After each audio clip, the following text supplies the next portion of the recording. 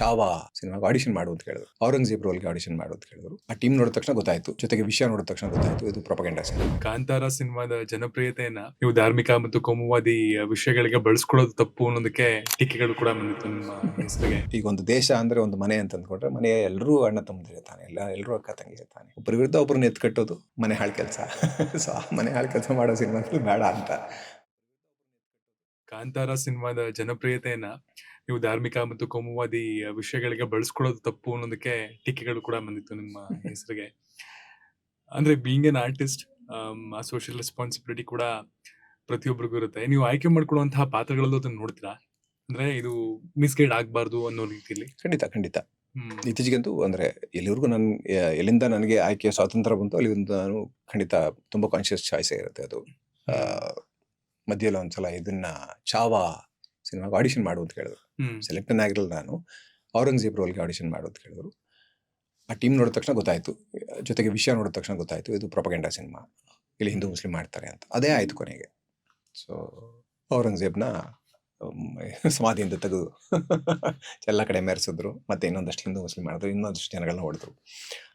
ಮನೆಯ ಈಗ ಒಂದು ದೇಶ ಅಂದ್ರೆ ಒಂದು ಮನೆ ಅಂತ ಅಂದ್ಕೊಂಡ್ರೆ ಮನೆಯ ಎಲ್ಲರೂ ಅಣ್ಣ ತಮ್ಮದಿರ್ತಾನೆ, ಎಲ್ಲರೂ ಅಕ್ಕ ತಂಗಿ ಇರ್ತಾನೆ. ಒಬ್ಬರ ವಿರುದ್ಧ ಒಬ್ಬರನ್ನ ಎತ್ಕಟ್ಟೋದು ಮನೆ ಹಾಳು ಕೆಲಸ. ಸೊ ಆ ಮನೆ ಹಾಳು ಕೆಲಸ ಮಾಡೋ ಸಿನಿಮಾದಲ್ಲಿ ಬೇಡ ಅಂತ ಜೀವನದ ಮಧ್ಯದಲ್ಲಿ ಹಂಗೂ ಅನಿಸ್ತು. ಹೌದು, ಅದ್ರೊಳಗಡೆ ಮಾಡ್ಬಿಟ್ಟು ಆಕ್ಟ್ ಮಾಡ್ಬಿಟ್ಟು ಅವ್ರ ಒಳಗಡೆಯಿಂದ ವಿರೋಧ ಧ್ವನಿ ಬಂದರೆ ಬೆಟರ್ ಅಲ್ವಾ ಅಂತ. ಬಟ್ ಸ್ಟಿಲ್ ಆ ಧ್ವನಿಗೇನು ಬೆಲೆ ಇರಲ್ಲ. Final cinema is very powerful. Individual ವಾಯ್ಸಸ್ಗಿಂತ ಸಿನಿಮಾ ವೆರಿ ಪವರ್ಫುಲ್, ಸಿಕ್ಕಾಪಟ್ಟೆ ಪವರ್ಫುಲ್ ಮೀಡಿಯಂ. ನೋಡ್ವಲ್ಲ ನಾ ಈ ಕಾಶ್ಮೀರ್ ಫೈಲ್ಸ್ ಅನ್ನೋ ಸಿನಿಮಾ ಅದೆಲ್ಲ ನೋಡ್ವಲ್ಲ, ಆಡಿಯನ್ಸ್ ಥಿಯೇಟ್ರಲ್ಲಿ ಎದ್ದು ನಿಂತ್ಕೊಂಡು ಮುಸ್ಲಿಂ ಹೆಣ್ಮಕ್ಳನ್ನ ರೇಪ್ ಮಾಡಬೇಕು ಅಂತ ಕಿರ್ಚ್ತಾ ಇದ್ರು. ಸೊ ನೀವು ಅಲ್ಲಿಗೆ ಜನಗಳನ್ನು ತಳ್ಳಿ ನೀವು ದುಡ್ಡು ಮಾಡ್ಕೊತೀರಾ, ನೀವು ಅಥವಾ ಓಟ್ ಗಿಟ್ಟಿಸ್ಬಿಡ್ತೀರಾ, ಅಧಿಕಾರಕ್ಕೆ ಬಂದ್ಬಿಡ್ತೀರಾ ಅಂದರೆ ಅದೇ ಮನೆ ಹಾಳು ಕೆಲಸ. ಮನೆಯಲ್ಲಿರೋ ಜನಗಳನ್ನ ಅಣ್ಣ ತಮ್ಮದಿರನ್ನ ಒಡೆದು ಅದನ್ನು ನೀವು ಅಧಿಕಾರನ ಹಿಡಿತೀರಾ ಅಂತಂದರೆ ಮನೆ ಹಾಳು ಕೆಲಸ. ಅದು ದೇಶದ್ರೋಹದ ಕೆಲಸ, ನಿಜವಾದ ದೇಶದ್ರೋಹದ ಕೆಲಸ. ದೇಶ ಅಂದರೆ ಒಟ್ಟು ಸೇರಿತಾನೆ, ಎಲ್ಲರೂ ಸೇರಿ ದೇಶ, ಯಾರನ್ನೂ ಹೊರತುಪಡಿಸಲ್ಲ, ಇಲ್ಲಿರೋ ಎಲ್ಲರನ್ನೂ ಸೇರಿ ದೇಶ. ಈ ಥರದೊಂದು ವಿಷಯಗಳು ಮಾತಾಡಿದಾಗ ಅಥವಾ ಚರ್ಚೆ ಮಾಡಿದಾಗ ಅಥವಾ ನಿಮ್ಮ ಐಡಿಯಾಲಜಿಗಳನ್ನ ಹೇಳಿದಾಗ ಅದು ಸಿನಿಮಾದಲ್ಲಿನ ಆಪರ್ಚುನಿಟಿಗಳಿಗೂ ಎಲ್ಲ ಒಂದು ಕಡೆ ಮುಳುವಾಗತ್ತಾ? ಆಗಿದೆಯಾ? ಗೊತ್ತಿಲ್ಲ, ಇವ್ರಿಗೂ ನನಗೆ ನೇರವಾಗಿ ಅನುಭವ ಬಂದಿಲ್ಲ. ಆಗ್ಬೋದೇನೋ. ಓಕೆ, ಅಂಥ ಕಡೆ ಕೆಲಸ ಮಾಡೋದಕ್ಕಿಂತ, ಯಾಕಂದರೆ ಸಿನಿಮಾ ತುಂಬ ಸೆನ್ಸಿಟಿವ್ ಆರ್ಟ್ ಕೂಡ, ಜೊತೆಗೆ ಆ್ಯಕ್ಟರ್ಸ್ ತುಂಬ ಸೆನ್ಸಿಟಿವ್ ಆಗಿರಬೇಕಾಗತ್ತೆ.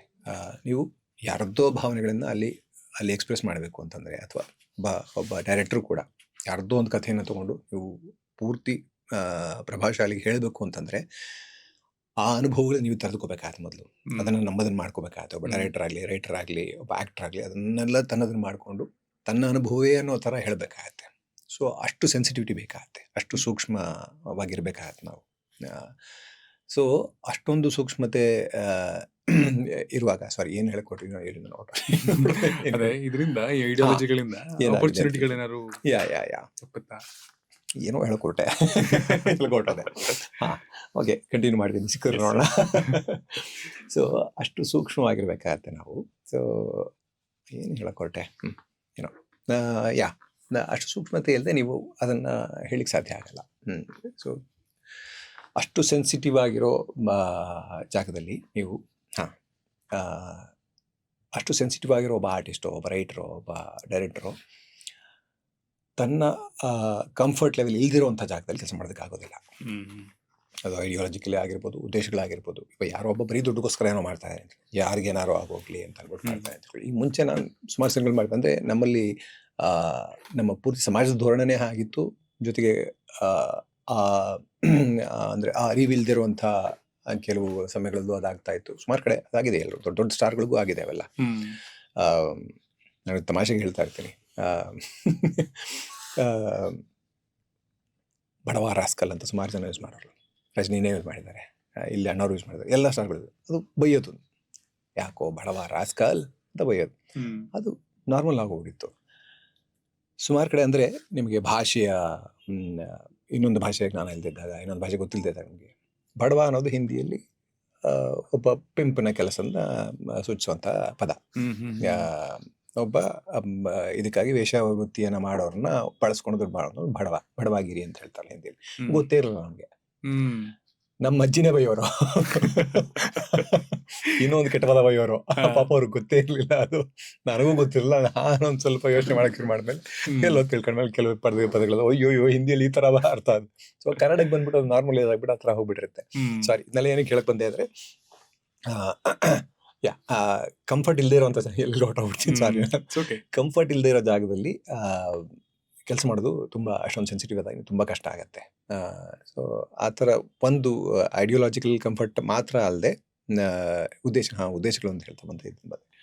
ಸೊ ಉದ್ದೇಶಗಳು, ಏನು ಉದ್ದೇಶಕ್ಕೋಸ್ಕರ ಸಿನಿಮಾ ಮಾಡ್ತಾ ಇದ್ದಾರೆ, ಸಿನಿಮಾ ಮೂಲಕ ಏನು ಹೇಳಕ್ ಹೊರಟಿದ್ದಾರೆ, ಯಾಕಂದ್ರೆ ಸಿನಿಮಾದ ಇಂಪ್ಯಾಕ್ಟ್ ನಿಮ್ಗೆ ಗೊತ್ತಿರ್ಬೇಕಾರೆ. ಸೊ ತುಂಬಾ ಅಂದ್ರೆ ಸಾಮಾಜಿಕ ಜವಾಬ್ದಾರಿ ಅನ್ನೋದು ಎಲ್ರಿಗೂ ಎಲ್ಲ ಸಿನಿಮಾ ಮೇಕರ್ಗಳಿಗೂ ಇರ್ಬೇಕಾದಂತ ಒಂದು ಗುಣ. ಯಾಕಂದ್ರೆ ಅಗೇನ್ ರಾಜಕೀಯ ಥರಾನೇ ನಾವು ಜನಗಳಿಗೋಸ್ಕರ ಕೆಲಸ ಮಾಡ್ತೀವಿ, ಜನಗಳಿಲ್ಲದೆ ಈ ಮಾಧ್ಯಮ ಇಲ್ಲ. ಸೊ ಜನಗಳಿಗೋಸ್ಕರನೇ ಮಾಡ್ತಾ ಇರ್ಬೇಕಾದ್ರೆ ನೀವು ಜನಗಳ ಜೀವನದ ಮೇಲೆ, ಪೂರ್ತಿ ಸಮಾಜದ ಮೇಲೆ ಅಷ್ಟೊಂದು ಪ್ರಭಾವ ಬೀರುವಂತ ಒಂದು ಮಾಧ್ಯಮ ಆಗಿರ್ಬೇಕಾದ್ರೆ ಜವಾಬ್ದಾರಿ ಇರಲೇಬೇಕಾಗತ್ತೆ. ಸೊ ಆ ಜವಾಬ್ದಾರಿ ಅಗೇನ್ ಅದನ್ನ ರಾಜಕೀಯ ಅಂತ ದೂರ ಮಾಡುವಂಗಿಲ್ಲ, ಜವಾಬ್ದಾರಿ ಇದು ಮೆಸೇಜ್ ಕೊಡೋ ಸಿನಿಮಾನೇ ಮಾಡ್ಬೇಕಾ ಅಂತೆಲ್ಲ ಕೇಳುವಂಗಿಲ್ಲ. ಯಾಕಂದ್ರೆ ಅದನ್ನ ಸಪರೇಟ್ ಮಾಡಿ ನಾವು ನೋಡೋಕೆ ಆಗಲ್ಲ. ಈ ಮೆಸೇಜ್ ಅನ್ನೋದು ಅದು ಒಂದು ಸಂವಾದ, ಸಮಾಜದೊಂದಿಗೆ ಸಂವಾದ, ಜನಗಳ ಜೊತೆಗೆ ಸಂವಾದ ಸಿನಿಮಾ. ಸೊ ಹೀಗಿರ್ಬೇಕಾದ್ರೆ ಅವು ತುಂಬಾ ಎಚ್ಚರದಲ್ಲೇ ಮಾಡ್ಬೇಕಾಗತ್ತೆ.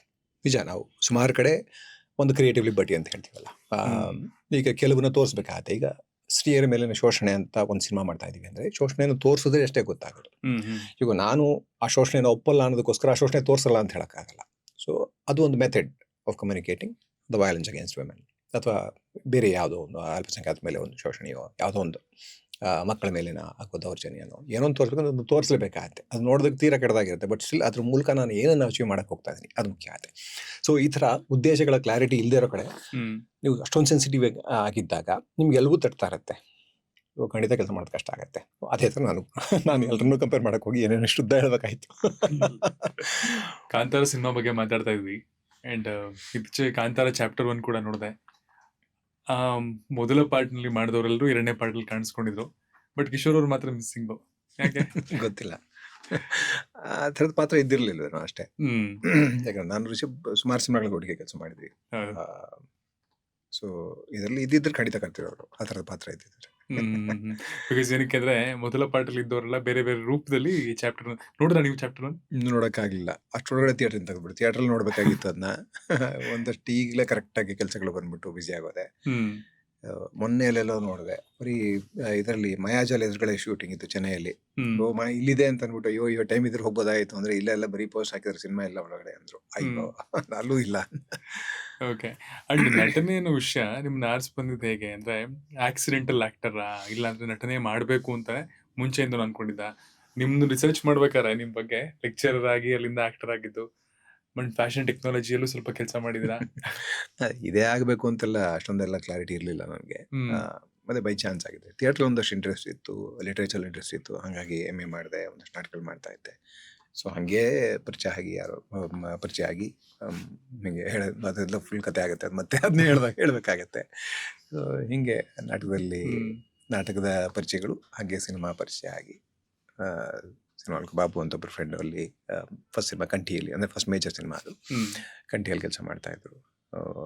ಅಲ್ಲಿ ಅವಕಾಶ ಆಯಿತು. ಅದಾದ್ಮೇಲೆ ಅವಿನಾಶ್ ಸರ್ ಇಲ್ಲಿಂದ ಕರ್ಕೊಂಡು ಹೋಗಿ ನನ್ನ ಅಲ್ಲಿ ತಮಿಳಲ್ಲಿ ಇಂಟ್ರೊಡ್ಯೂಸ್ ಮಾಡಕ್ ಟ್ರೈ ಮಾಡಿದ್ರು, ಅದಾಗಿಲ್ಲ. ಹಿಂಗೆ ಹೋಗಿ ಹ್ಯಾಪಿ ಮಾಡಿದೆ. ಅವಿನಾಶ್ ಸರ್ ಇದ್ ಫಸ್ಟ್ ಟ್ರೈ ಮಾಡಿದ್ರು ಪಾಪ. ಇದಕ್ಕೆ ಯಾವ್ದು ಚಂದ್ರಮುಖಿಯ 200 days ಫಂಕ್ಷನ್ ಏನೋ ನಡೀತಾ ಇತ್ತು. ಅದಕ್ಕೆ ಪಾಪ ಮಾಳವಿಕ ಅವ್ರನ್ನ ಬಿಟ್ಟು ನನ್ನ ಕರ್ಕೊಂಡಿದ್ರು. ಅವ್ರ ಪಾಸಲ್ಲಿ ನಾನು ಹೋಗಿದ್ದೆ. ಸೊ ಅಲ್ಲಿ ಪರಿಚಯ ಮಾಡಿಸ್ಕೊಟ್ರು ರಜನಿ ಸರ್ನ. ಬಟ್ ಅದೇನು ಆಗ್ಲಿಲ್ಲ. ಬಟ್ ಸ್ಟಿಲ್ ಪಾಪ ಪ್ರಯತ್ನ ಪಟ್ರು. ಅಷ್ಟೊಂದೆಲ್ಲ ಪ್ರಯತ್ನ ಯಾರು ಪಡ್ತಾರೆ? ಈಗ ನಾನೇ ನನ್ನ ಕೈಲೇ ಆಗಲ್ಲ, ನನಗೆ ಮುಜುಗರ ಆಗತ್ತೆ ಬೇರೆ ನಾನು ಕರ್ಕೊಂಡು ಹೋಗೋದಂದ್ರೆ. ಸೊ ಹಂಗೆ ಅದಾದ್ಮೇಲೆ ಹ್ಯಾಪಿ ಆಯ್ತು. ಹ್ಯಾಪಿ ವಚೇಶ್ವರಿಯಲ್ಲಿ ಕೆಲಸ ಮಾಡಿದ್ದರಿಂದ ಆ ಸಿನಿಮಾ ಆಕಾಶ ಯಾರು ನೋಡಿ ಅಲ್ಲಿಂದ. ಸೊ ಅದರ ಡೈರೆಕ್ಟರ್ಗೆ ಫೋನ್ ಮಾಡಿ ಅವ್ರು ನನಗೆ ಹೇಳಿ, ಸೊ ಅದರ ಮೂಲಕ ಹ್ಯಾಪಿ ಆಯ್ತು. ಹ್ಯಾಪಿ ಮೂಲಕ ಮತ್ತೆ ತಮಿಳಿನಲ್ಲಿ ಬೆಟ್ರಿ ಅದನ್ನ ನೋಡಿ ನನ್ನ ಕಾಸ್ಟ್ ಮಾಡಿ ಹಿಂಗಾಯ್ತು. ಯಾವುದು ಪ್ಲಾನ್ ಮಾಡಿದ್ದಲ್ಲ ಅಲ್ಲ. ಸೊ ಅವಕಾಶಗಳು ಬಂತು, ಒಳ್ಳೆ ಅವಕಾಶಗಳು ಬಂತು, ಮತ್ತೆ ಅವಕಾಶಗಳು ಬರ್ತಾ ಹೋಯ್ತು. ಹಂಗಾಗಿ ಸಿನಿಮಾ ಆಕ್ಟರ್ ಆದೆ.